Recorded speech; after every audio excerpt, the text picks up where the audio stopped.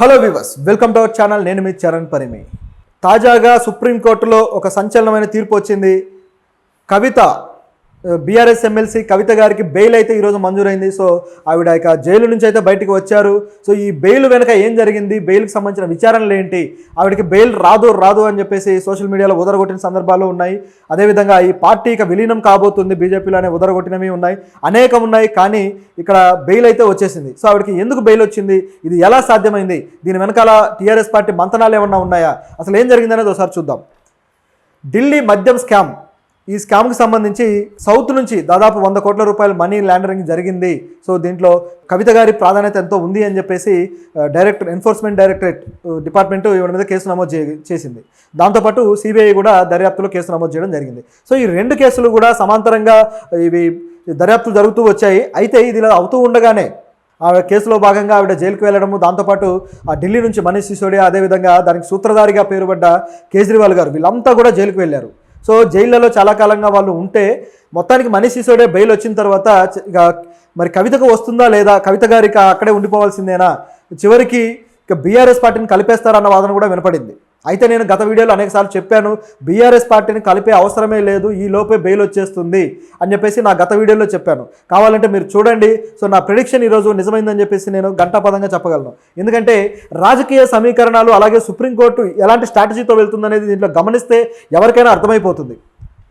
ముఖ్యంగా జ్యుడిషియల్ కస్టడీలో ఉన్న వాళ్ళ విషయంలో సుప్రీంకోర్టు కొన్ని రకాల నిర్ణయాలు గతం నుంచి తీసుకుంటూ వస్తుంది. సో ఆ నిర్ణయాలు ఇక్కడ కూడా పనిచేసాయి అన్నమాట.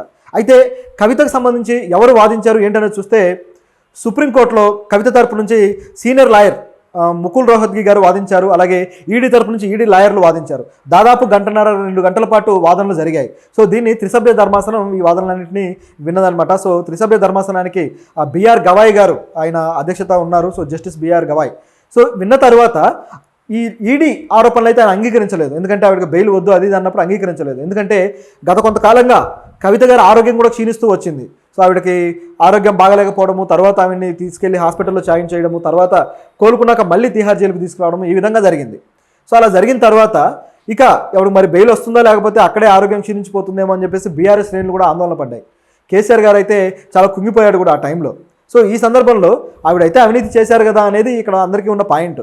అయితే ఈ సిబిఐ ఈడీ వీళ్ళు దాఖలు చేసిన 50,000 పేజీల ఈ ఛార్జ్ షీట్లో ఎక్కడా కూడా ఈవిడ ₹1 ఈ విధంగా లాండరింగ్ చేశారు, మనీ లాండరింగ్ చేశారు అని చెప్పేసి నిరూపించలేకపోయారు.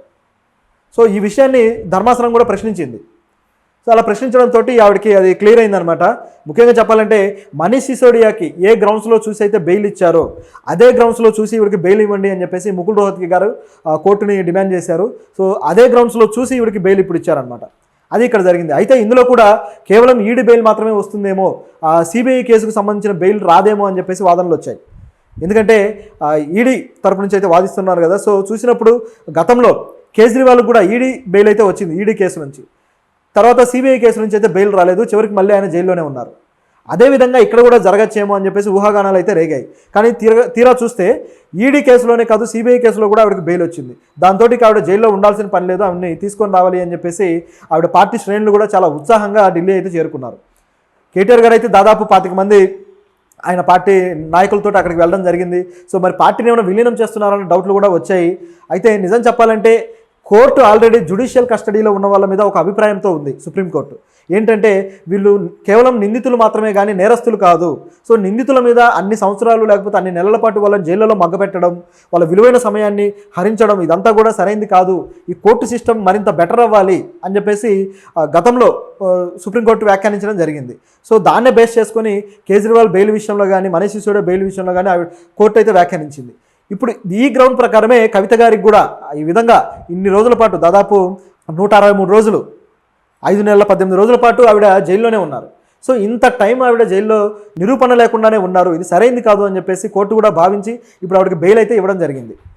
సో అయితే మరి ఇంకా కేసు అయిపోయినట్టేనా అంటే ఇంకా ఏమీ అవ్వలేదు, ఇంకా కేసు ఉంది. ఎందుకంటే వీళ్ళు చేసిన ఆరోపణ, ఇప్పుడు ఈడీ చేసిన ఆరోపణ అయితే 100 కోట్ల మనీ లాండరింగ్ అనేది నిరూపించలేకపోయారు. కానీ సిబిఐ కేసు ఉంది. సిబిఐ కేసులో అయితే మరి ఇందులో ఎంత అక్రమాలు జరిగాయి అనేది అది కూడా ఇంకా ఛార్జ్ షీట్లు దాఖలు చేస్తూ ఉన్నారు. వాళ్ళ విచారణకి కవిత ఎప్పుడు అందుబాటులో ఉండాలనే కండిషన్స్ అయితే వీళ్ళు పెట్టడం జరిగింది. సో కాబట్టి అందుబాటులో ఉండాలి, ఇంకా దీని మీద విచారణలు అయితే జరుగుతూ ఉంటాయి. బీజేపీ ప్రభుత్వంలో ఉన్నంత వరకు మాత్రం వీళ్ళకి ఈ తరహా విచారణలు అయితే తప్పదు. ఎందుకంటే సిబిఐని ఈడీని ఉపయోగించడంలో ఒక బీజేపీ మాస్టర్ మైండ్ ఉపయోగించింది. నిజానికి ఇవి రెండు కూడా ప్రభుత్వానికి సంబంధించి స్వతంత్ర సంస్థలు. ఎవరి చెయ్యి కానీ ఎవరి బెల్ట్ కానీ వాళ్ళ మెల్లో వేయడానికి లేదు, సో వాళ్ళని అలా ఆడించడానికి లేదు. అయినా సరే సిబిఐ ఈడీలు చాలా వరకు కూడా బీజేపీ తానా అంటే వీళ్ళు తందానా అనే టైపుగా తయారైపోయి వాళ్ళ శత్రువుల మీద లేకపోతే ఆ పార్టీ వ్యతిరేకుల మీద మాత్రమే దాడులు చేసుకుంటూ వచ్చారు. ఇది కూడా అటువంటి దాడే అని చెప్పేసి గతంలో కనిపించింది. కేజ్రీవాల్ అరెస్ట్ చేయడంలో ముఖ్యంగా ఇదే ఉంది. ఈ కేసులో ఎవరికి సంబంధించి ఏది కూడా నిరూపించలేకపోయారనేది ఇప్పటిదాకా సుస్పష్టమైంది. ఇది వాదన జరుగుతూ ఉంది కానీ అక్రమం జరిగింది అని ఎవరి తప్పు కూడా నిరూపించలేదు. మనీష్ సిసోడియాది కానీ అలాగే కేజ్రీవాల్ది కానీ అదేవిధంగా కవితది కానీ ఎవరి తప్పు నిరూపించబడలేదు. అయితే ఇంకా వాదనలు జరగాల్సి ఉంది. సో నిరూపిస్తే మంచిదే ఒకవేళ నిజంగా జరిగి ఉంటే, కానీ అది జరగలేదు కాబట్టి ఇప్పుడు డౌట్ వచ్చేస్తూ ఉంది. మరి ఈ బీఆర్ఎస్ పార్టీ దీనివల్ల ఈ ఒప్పందమా లేకపోతే ఏంటి అనే ప్రశ్న కూడా వస్తుంది. అంటే 25 మంది నాయకులను తీసుకొని వెళ్ళారు, సో ఇవిడికి బెయిల్ ఇచ్చేస్తే చివరికి ఆ పార్టీని అందులో విలీనం చేసేయచ్చు బీజేపీలో అన్న వాదన ఏమన్నా ఉందా అనేది గమనించి చూస్తే ఇది కూడా అంత హమ్మక్కే అన్నట్టు కనిపిస్తుంది. ఎందుకంటే నేను గతంలోనే పార్టీని విలీనం చేయక్కర్లేదు అన్నట్లుగా నేనైతే కొన్ని వీడియోలో కూడా చెప్పాను.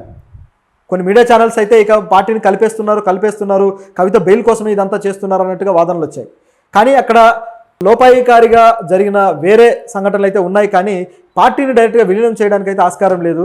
సో వేరే ఒప్పందాలు అయితే వాళ్ళ మధ్య ఉన్నట్టుగా మనకు తెలుస్తుంది. అవి కూడా కొద్ది రోజుల తర్వాత మనం ఖచ్చితంగా బయటకు వస్తాయి, అవి కూడా మనం మాట్లాడదాం. ఇప్పటికైతే మాత్రం విలీనం చేయకుండానే, ఎందుకంటే గతంలో మనీష్ సిసోడియాకి బెయిల్ వచ్చినప్పుడు అదే గ్రౌండ్స్లో మీరు ఇందులో చూడాలి కదా అని చెప్పేసి ముకుల్ రోహత్గి గారు అడిగారు. సో ఆ యాంగిల్లో చూసినప్పుడు ఇక వేరే విలీనాలు ఇవన్నీ ఎందుకు వస్తాయి, ఖచ్చితంగా అది గ్రౌండ్స్గా తీసుకుంటే ఈవిడకు కూడా బెయిల్ ఇవ్వచ్చు. సో దాన్నే కోర్టు అయితే కన్సిడర్ చేసి బెయిల్ ఇచ్చింది. పైగా ఈ కోర్టు సుప్రీంకోర్టు అనేది బీజేపీ చెప్పు చేతల్లో ఏమి లేదు కదా మిగతా డిపార్ట్మెంట్లు ఉన్నట్టుగా. సో ఇది కూడా గమనించాలి, సుప్రీంకోర్టుకు ఉన్న స్వతంత్రత ఎంత. కొన్ని సందర్భాల్లో బీజేపీకి నచ్చే తీర్పులు ఇచ్చి ఉండొచ్చు, అలాగే కొన్ని ధర్మాసనాలు కాస్త అనుకూలంగా ఉండే పరిస్థితులు మనం గతంలో చూసాం. తర్వాత వాళ్ళకి రాజ్యసభ సీట్లు రావడాలు ఇవన్నీ కూడా మనం గతంలో చూసాం. దాని విషయంలో కూడా జస్టిస్ డివై చంద్రచూడ్ గారు వ్యాఖ్యానించారు, సుప్రీంకోర్టు చీఫ్ జస్టిస్. సో న్యాయమూర్తులు నిష్పాక్షికంగా ఉండాలి అని చెప్పేసి ఆయన కూడా గతంలో అన్నారు. సో ఇవన్నీ కలిపి చూసినప్పుడు కొన్ని డౌట్లు రావడం సహజం, ఎందుకంటే మన దగ్గర ఉన్న సోషల్ అండ్ పొలిటికల్ సిస్టమే అదే విధంగా ఉంది. కాకపోతే ఈ కేసులో మాత్రం ఇది వేరే పరిణామాలు కనిపిస్తూ ఉన్నాయి. ఆవిడకి బెయిల్ రావడం అయితే ఇప్పుడు బీఆర్ఎస్ శ్రేణులు బాగా సంబరం చేసుకుంటున్నారు. అయితే ఇందులో కూడా ఆవిడ మీద సాక్షులను బెదిరించారు కవిత గారు అని చెప్పేసి ఛార్జ్షీట్లో దాఖలు చేశారు. సాక్షులను బెదిరించడము, అదేవిధంగా ఈ మనీ లాండరింగ్.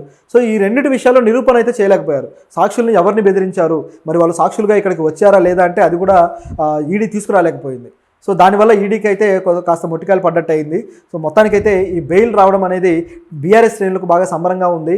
ఆ ఢిల్లీ హైకోర్టు దగ్గరలో వీళ్ళంతా కూడా ఆవిడ కోసం ఎదురు చూస్తూ ఉన్నారు. మొత్తానికి ఆవిడని కలుసుకొని ఒక హర్షధ్వానాలతోటి ఆవిడ్ని తీసుకురావడానికి అయితే ప్రయత్నం చేస్తున్నారు. అయితే ఇందులో కూడా గమనించాల్సిన విషయం ఏంటంటే ఆవిడ్ని ఒక స్పెషల్ ఫ్లైట్లో తీసుకురావడానికి అయితే ప్రత్యేక విమానం ఏర్పాటు చేశారట.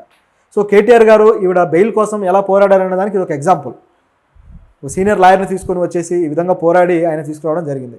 అయితే మొన్న ఆయన ఢిల్లీ వెళ్ళినప్పుడు ఏమైనా మంతనాలు జరిగాయా, సో దానికి సంబంధించి దాని ప్రభావమే ఇదా అనే వార్తలు కూడా మనం గమనించి చూస్తే కనిపిస్తూ ఉంది. దాని ప్రభావం ఇదేమో అన్నట్టుగా. అయితే ఇప్పుడు ఈ నాయకుల్ని తీసుకువెళ్ళారు కదా, సో వీళ్ళందరితో కలిసి ఏం చేయబోతున్నారు, ఇది ఇక్కడ ఉన్న ఆసక్తికరమైన ప్రశ్న. ఇప్పటికిప్పుడైతే దానికి సంబంధించి ఏమీ ఉండదు, కానీ వార్త తరువాత ఒక 3-4 రోజుల్లో లేదా వారం రోజుల్లోపే ఏదో ఒక మంచి ఫ్లాష్ అయితే వచ్చే అవకాశం ఉంది. సో ఆ ఫ్లాష్ ఏంటనేది మనకు తెలియాలి. పార్టీ విలీనమా లేకపోతే మరొకట, విలీనానికి అయితే అవకాశం లేదు, క్లియర్గా తెలుస్తుంది. సో మరేమైనా ఉందా అనేది మనం చూద్దాం.